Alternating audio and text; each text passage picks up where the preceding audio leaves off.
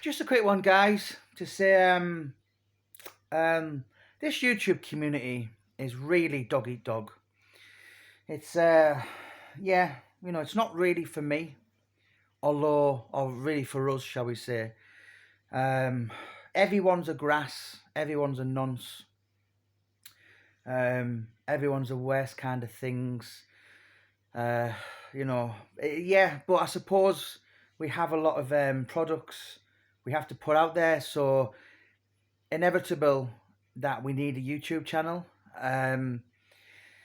But yeah, books is really our game. I'm not in it for ego. I'm not in it to, uh, for some kind of limelight, because limelight only comes and goes and people forget about you. Whether you do books, or documentaries, they're kind of achievements, and they will stay there for years. And regarding books, I'm as busy as ever, and I intend to stay that way. So we've got Alan Thompson's done now. That's going to be out in November. Alan Thompson, a Geordie boy. I've also got Hartlepool, Born and Bred 2. That's actually finished. What else have we got? I'm going to be spending a bit of time with Michael Showers in a couple of weeks. So members only, Michael Showers. And that's going to be the story of the former toxic, what would you describe him as?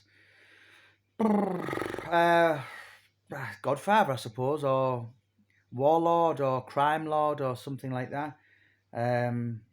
Yeah, he's in his mid-70s now. Led one hell of a life, but it's not glamorous. There's nothing to admire about some of the sentences he got. One, off the top of my head, was like 22 years.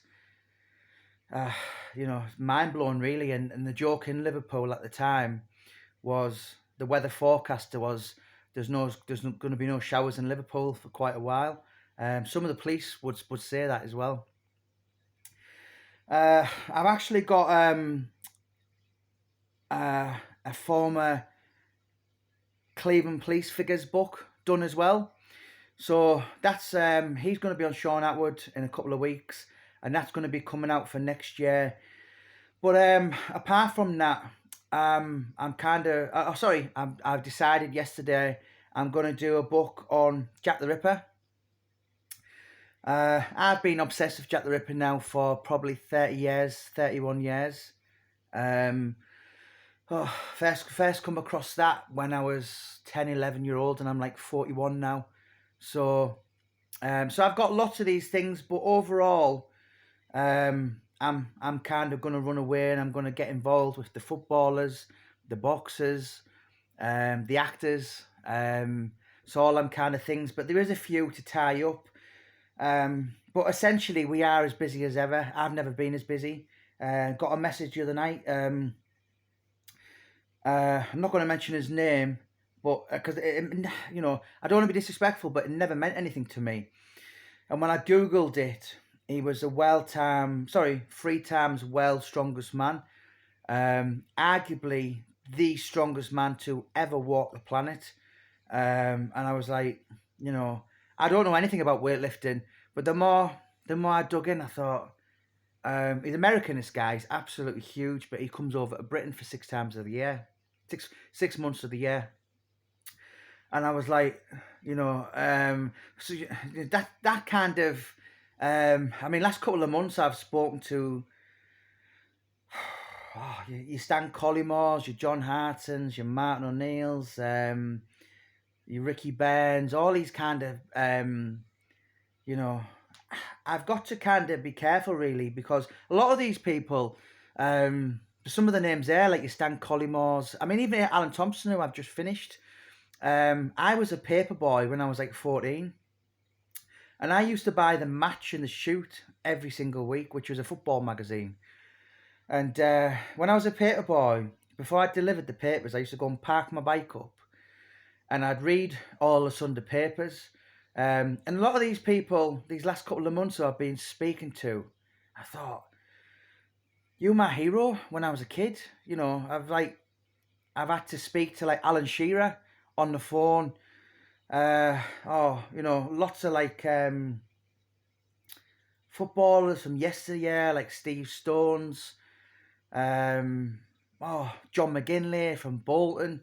Just lots of footballers. That when I was like my son's age now, he's 14, and for my sins, I don't know why. I suppose it could have been worse, but he supports Tottenham Hotspur, Spurs. I would have liked him to support Celtic. I don't know why, but he just has this thing for Tottenham at the minute. And some of the footballers, he looks up them as like gods. And when I was a kid, all these kind of people I've been speaking to these last couple of months, particularly from a Celtic pointer as well, I've had to speak to Jackie McNamara, Paul Lambert, Didier Gat, Stilian Petrov, and I think I've said it a few times on my videos before. When my phone's been ringing and I've looked at the wife and I've been like, look at that, Shirley. Man O'Neill's ringing me. And I've been like, and I've had to put an act on and try and pretend that I'm not starstruck when really I'm like, fucking Martin O'Neill. I've had pictures all over my house of you for the last couple of years, but now I've got to put my business head on because I'm trying to wine, dine and win him into bed about possibly doing a book or setting other people's footballers' books. But yeah, that's overall predominantly where I'm going to go next couple of years. I'm done with true crime, although I do have, and I get offered, and it's as what I've said in the other videos as well. It's like The Godfather. Every time I try to get out, they keep pulling me back in.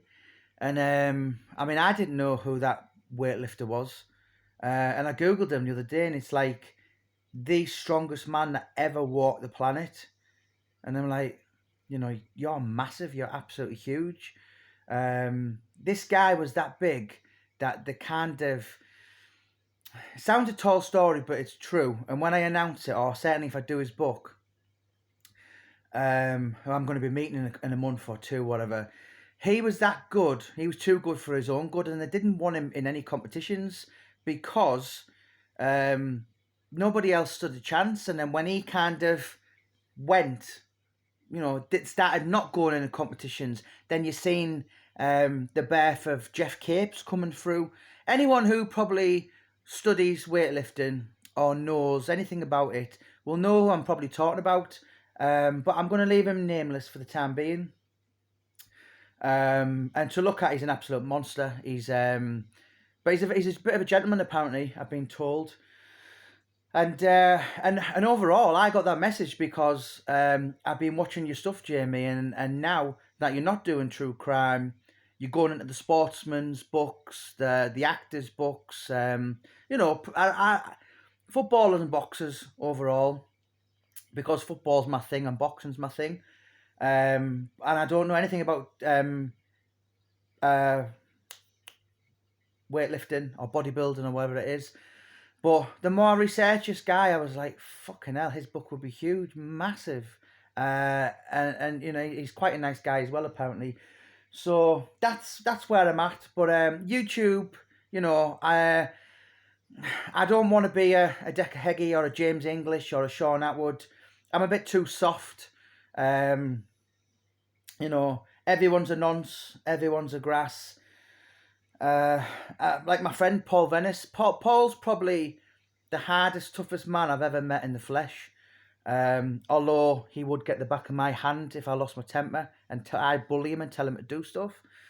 But Paul is kind of, I don't want the negativity. And Paul put a video on yesterday saying the negativity is not for me. I don't cope very well.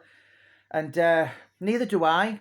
But overall, I plan on setting the world alight. I've got 21 books on Amazon now, 3 documentaries, and if anyone doesn't shoot me, or I get struck by lightning, or a piano doesn't fall on my head, then I'm going for 100 books. I'm really want to make the trolls, everyone who hates me, throw up, because you're going to see my fat face for the next couple of years.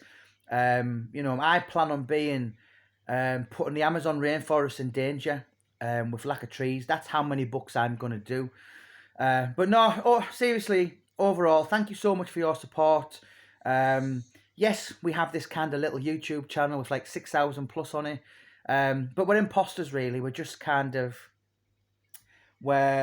pretenders. We're not really in it for trying to be anyone. I'm just a little knob who's trying to wing it. Sorry, I'm just looking at my dog there. Have you seen her? What a life. Georgios. Oh, are you having a hard life? Are you having a hard life? Am I interrupting you? I'm very sorry, Georgios. You can go back to sleep. Yeah, that's Georgios because when Georgie Samaras left Celtic, I didn't cope very well. So I named Georgie Samaras. Henrik Larsson was before her. I also had Colo Torre, but that died. So probably have to name another dog. Alan Thompson, I think, or something like that. I just had a long line of dogs named after Celtic players. Even my son, Jameson Lennon, is named after Neil Lennon.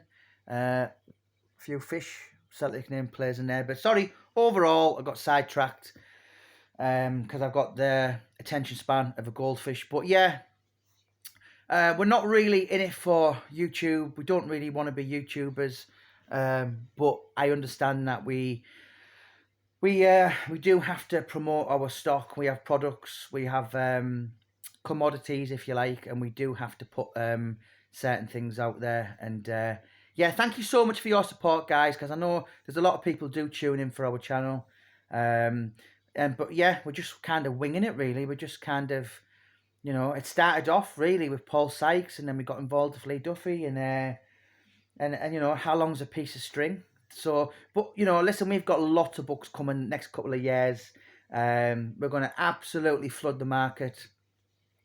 My plan is to flood the high streets with Jamie Boyle books, and as I am as busy as ever. But thank you so much for your huge interest, love, and support. We do get a lot of nice messages. Get the odd trolls as well, but that's life, isn't it? If you put yourself in the limelight, you're there to be shot at. I am going to grow my hair back as well, just to annoy the trolls, because that seems to really fabulously offend people when I have my hair long. I never understand, because a lot of the people who take the piss out my hair, were bald. But that long hair's coming back as well, just because I know some of you guys love it. So right, guys, I've got to go upstairs. I've got to type another book. There's something about Whitechapel. Not much, but something. That's what Morris said, 2006.